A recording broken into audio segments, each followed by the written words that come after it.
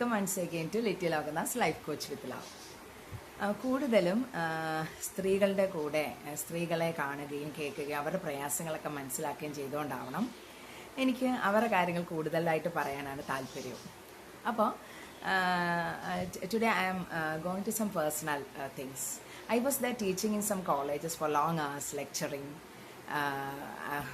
playing so many things with the children, doing something for her, for them. അങ്ങനെയൊക്കെ busy ആയിട്ടിരുന്നൊരു കാലഘട്ടം ഉണ്ടായിരുന്നു. ഇപ്പോൾ literally there is nothing to do എന്ന് പറയേണ്ടി വരും. Lot of reasons are behind that. അപ്പോൾ ഓരോ സ്ത്രീക്കും പുരുഷനെക്കാട്ടിലും 5 മടങ്ങാണ് അവർ വാക്കുകൾ ഉപയോഗിക്കേണ്ടി വരിക. ഉപയോഗിച്ച് ആ എനർജി പുറത്തേക്ക് വിടേണ്ടി വരുന്നത് അവർക്കാണ് കൂടുതൽ.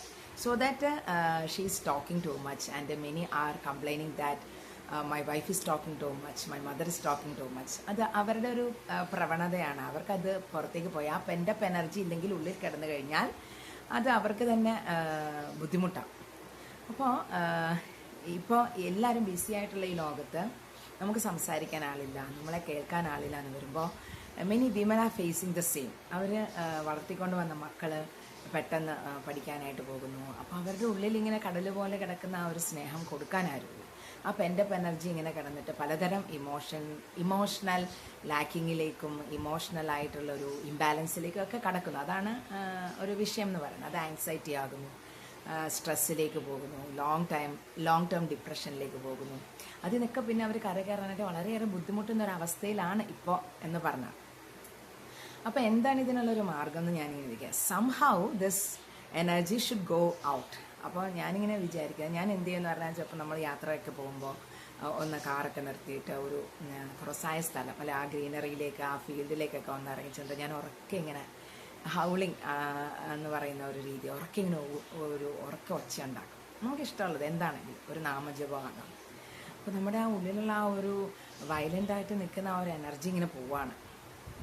Or if we are expecting someone to fulfil that void, അത് ആരെങ്കിലും കേൾക്കണമെന്ന് നമ്മൾ ശാഠ്യം പിടിച്ചു കഴിഞ്ഞാൽ അവരെ ചിലപ്പോൾ നമ്മുടെ സമയത്തിന് കിട്ടുന്നുണ്ടാകില്ല. അപ്പോൾ എന്ത് ചെയ്യുക, ഞാൻ ഈ പറയുന്നതൊക്കെ കുറച്ച് എൻ്റെ പേഴ്സണലായിട്ടുള്ള കാര്യങ്ങളാണ്. കുറച്ച് ഞാനിങ്ങനെ ആ ഒരു മനസ്സിലാക്കിയത് കൊണ്ടാണ്. പലരും ടോക്കറ്റീവായിട്ടുള്ള സ്ത്രീകളാണ്, അവർക്കിങ്ങനെ സംസാരിക്കുന്നതാണ് താല്പര്യം.